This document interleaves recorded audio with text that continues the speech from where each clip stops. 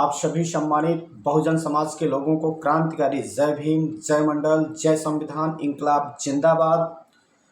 आप देख रहे हैं, आप जुड़ रहे हैं और अपने छोटे भाई अजय मोहन का कुशवाहा का मार्गदर्शन कर रहे हैं YouTube channel platform one nation one education भाई अजय मोहन कुशवाहा। साथियों, नई सुबह, नए दिन, नए विचार के साथ आज आप लोगों के बीच में मैं बात करने आया हूं शिक्षा। योगी सरकार और मोदी सरकार की दी जाने वाली शिक्षा की व्यवस्था, 2020 की शिक्षा की रणनीति। आइए बात करते हैं आज हम छोटे से एक मुद्दे पे, लेकिन मुद्दा बहुत बड़ा है। जैसे दीवार की छत की नींव कमज़ोर होती है, छत की नींव कमज़ोर होती है तो आने वाले समय में वह मकान धराशायी हो जाता है, गिर जाता है। उसी तरह मैं आज बात करने आया हूँ आप लोगों के बीच में प्राथमिक पाठशालाएं जो हमारे भारत देश में, हमारे उत्तर प्रदेश में गांव के हर गलियों में बनाए जाते हैं, उस पर मैं चर्चा करने आया हूँ। मिड डे मील कि ये जो अनाज दे करके और प्राथमिक पाठशालाओं में हम लोगों को खिचड़ी खिला करके जो सरकार लुभावने लोगों को, हमारे समाज के लोगों को, गरीब लोगों को लुभावना दे करके साक्षर बनाने की मुहिम रखा है, ये कहाँ तक सही है, आज हम इस पे चर्चा करने आए। साथ मैं आप सबको बताना चाहता हूँ, मिड डे मील की योजना 1995 में लागू होती है और इसका मकसद मैं आप सबको बताना चाहता हूँ। इसका उद्देश्य क्या है साथियों? इसका उद्देश्य, इस स्कीम के लक्ष्य भारत में अधिकांश बच्चों को दो मुख्य समस्याओं अर्थात भूख और शिक्षा का इस प्रकार समाधान करना है। पहला क्या है? सरकारी, स्थानीय निकाय और सरकारी सहायता प्राप्त स्कूल और शिक्षा गारंटी योजना और वैकल्पिक प्रयोगात्मक शिक्षा केंद्रों तथा सर्व शिक्षा अभियान के तहत सहायता प्राप्त मदरसों एवं मकतबों में वर्ग 1 से 8 के बच्चों के पोषण स्तर में सुधार करना। अब आप सोचिए कि जो स्थिति ये लोग पैदा कर रहे हैं, उस स्थिति को, किसी की समस्या क्या सॉल्व हो सकती है क्या उसका भूख मिटा करके? मैं आप सबसे पूछना चाहता हूं साथ, शिक्षा की जो व्यवस्था है, एक जो विधायक का लड़का है, एक इंजीनियर का लड़का है, जो एक आईएएस का लड़का है, क्या उस आईएएस के लड़के के साथ एक मोची और एक गरीब किसान मजदूर कमेरावादी परिवार के भी बच्चे बैठ के पढ़ सकते हैं? क्या यह व्यवस्था बनाई गई? भूखे को भोजन दे देना मानता हूं सही है, लेकिन उस भूखे को काम दे देना और वह आजीवन उस काम से अपना पेट भरे, ये सही है या भूखे को भोजन दे देना सही है? मेरे हिसाब से भूखे को भोजन मत दो। अगर भोजन दे रहे हो तो उसको आलसी बना रहे हो। और ये जो राजनीति हो रही है, जो सियासत हो रही है भारत देश में, यह भूखों के साथ अन्याय हो रहा है। भोजन तो दे दिया जा रहा है आज हमारे बच्चों को, हमारे गरीब लोगों को कोटेदार के यहाँ से गल्ला तो मिल जा रहा है, जो कि वही गरीब अन्न पैदा करता है, उसी को सरकार वापस दे करके आसान अलग से। अब आप सोचिए, जो मिड डे मील की योजना है, यह योजना हमारे हिसाब से दो तरह, एक खोरिया और दूसरी बोरिया। आपका बच्चा सरकारी विद्यालय में खोरिया लेके घूमता है और उनके मम्मी पापा संझा सुबेरे कोटेदार के यहाँ बोरिया लेके घूमते हैं। अब आप लोग ही बताइए, ये खोरिया और बोरिया की जो योजना है कहाँ तक सही है और कहाँ तक गलत है।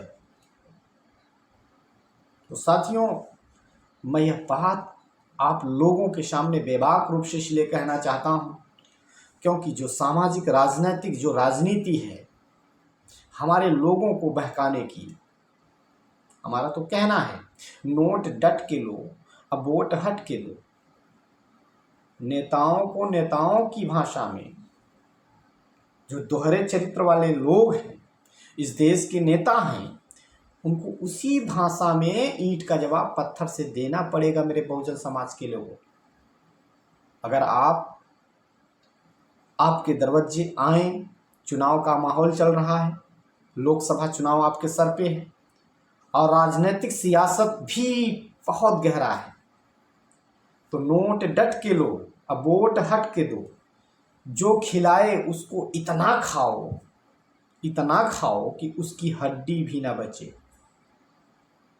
और जो आपके मान सम्मान और शिक्षा स्वाभिमान, आपके बच्चों को विदेश भेज करके पढ़ाने की बात करे, जो आपके बच्चों को पढ़ाई और लिखाई की सुविधा देने के लिए लड़े, आप उसको चुनो।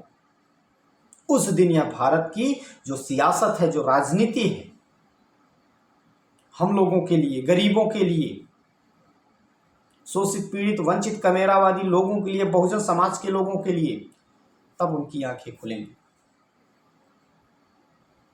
आप किसी न किसी को चुनोगे।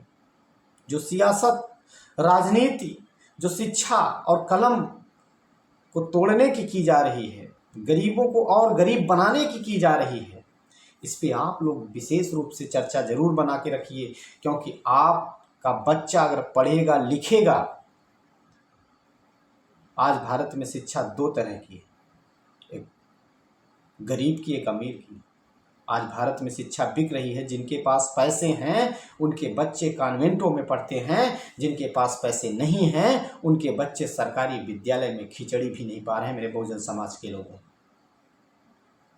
हम आपसे यही कहना चाहते हैं कि आपके दरवाजे कोई आता है नेता विधायक, तो उससे एक सवाल करिए कि विधायक जी, हमारे बच्चे को क्या अपने बच्चे के साथ पढ़ा सकते हैं?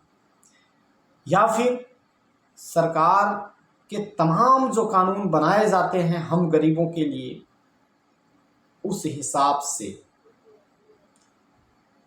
हम एक दरख्वास्त करना चाहते हैं अपने समाज के लोगों से कि हमें रोटी कपड़ा मकान मत दो, बल्कि एक विधायक का लड़का फॉरेन कंट्रियों में जाके पढ़ सकता है, विदेशों में जाके पढ़ सकता है, तो हमारे वही गरीब किसान मजदूर के बच्चों को भी वही अधिकार दो।